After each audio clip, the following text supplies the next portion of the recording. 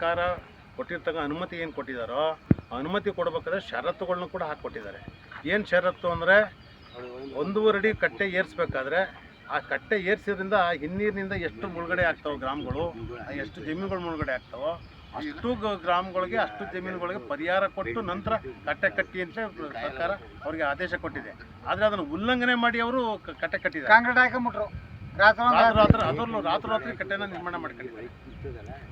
ರೈತರು ಕೇಳೋಕೆ ರೈತರ ಮೇಲೆ ಗಲಾಟೆ ಮಾಡೋದು, ಕೇಸ್ ಹಾಕೋದು, ಬಲಶಾಲಿಗಳನ್ನ ಕರ್ಕೊಳ್ಳೋದು, ಅವ್ರನ್ನ ಶಾಮೀಲು ಆಗೋದು, ರೈತರ ಮೇಲೆ ಕೇಸ್ ಹಾಕೋದು, ರೈತರಿಗೆ ಹೆದರ್ಸೋದು, ಈ ಥರ ಮಾಡಿ ಅವ್ರದೇ ಒಂದು ಸಾಮ್ರಾಜ್ಯ ಕಟ್ಕೊಂಡಿದ್ದಾರೆ ಇಲ್ಲಿ.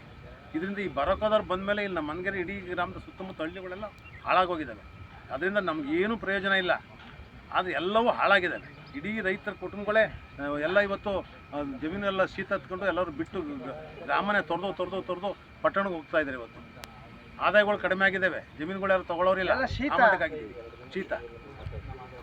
ವಾಸ ಮಾಡೋಕ್ಕಾಗ್ತಾಯಿಲ್ಲ. ಸೊಳ್ಳೆ ಕಾಟ, ಹಾವುಗಳ ಕಾಟ, ಇಲ್ಲಿ ಚೇರ್ಗಳ ಕಾಟ, ಈ ಥರ ಆಗಿ ಇವತ್ತು ಇಡೀ ರೈತರೆಲ್ಲ ಅವ್ರ ಕುಟುಂಬಗಳೆಲ್ಲ ಬೇರೆ ಕಡೆ ಮಳೆಗಾಲ ಸ್ಟಾರ್ಟ್ ಆಯ್ತು ಅಂದ್ರೆ ಚಿಕ್ಕಮಂದಿಗೆರೆ ಹೋಗಂಗೆ ಇಲ್ಲ, 5 ಕಿಲೋಮೀಟರ್ ಬಳಸ್ಬೇಕು. ಪರ್ಮಿಷನ್ ಕೊಟ್ಟಿರೋದು ಬೇರೆ ಸಪರೇಟ್ ಕೆನಾಲ್ ಮಾಡ್ತಾರೆ. ಈ ಕೆನಾಲಿಂದ ಡ್ರಾ ಮಾಡಂಗಿಲ್ಲ. ಈ ಇವತ್ತು ಏನಾಗಿದ್ದಾರೆ, ನಿಮ್ಮ ಸವಡಿಗಳಿಲ್ಲ, ಅವರೇ ಸವಡಿಗಳು ಇವತ್ತು ನೀರು ಎಷ್ಟು ಬೇಕಾದ್ರೂ ಡ್ರಾ ಮಾಡ್ಕೊತಾರೆ, ಎಷ್ಟು ಕ್ಯೂಸಿಕ್ಸ್ ಬೇಕಾದ್ರೂ ನೀರು ಡ್ರಾ ಮಾಡ್ಕೊತಾ ಇದ್ದಾರೆ. ನಮ್ಮ ಹೇಮಾವತಿ ನೀರನ್ನ ಹೆಂಗ್ ಬೇಕಂಗ್ ದುರುಪಯೋಗ ಪಡ್ತಾ ಇದ್ದಾರೆ. ನಿಮ್ದು ಹಳೆ ಕಾವಲದು ಗೇಟ್ಗಳು ಒಂದೂ ಇಲ್ಲ ಅಲ್ಲಿ, ನೋಡಿ ಹೋಗಿ ಹಳೆ ಚಾನಲ್ ಇದಲ್ಲ, ಹಳೆ ಚಾನಲ್ ಗೇಟ್ ಒಂದೂ ಇಲ್ಲ ಅಲ್ಲಿ, ನೋಡಿ ಈ ಕಡೆ ಬರೋದಲ್ಲ, ಈ ಕಡೆ ನೋಡಿ ದುರಸ್ತಿ ಅವಲ್ಲ. ಅವ್ರಿಗೆ ಮೊದಲು ಬರೋಕೋದವ್ರಿಗೆ ನೀರನ್ನ ಸ್ಟಾಪ್ ಮಾಡ್ಬೇಕು. ನೀವು ಯಾವುದೇ ಕಾರಣಕ್ಕೂ ನೀರು ಕೊಡ್ಕೂಡ್ದು, ನಮ್ಮ ಕೆನಾಲ್ ಕೊಡ್ಕೂಡ್ದು.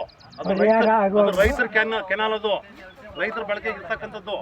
ಬರೋಕೋದ್ರ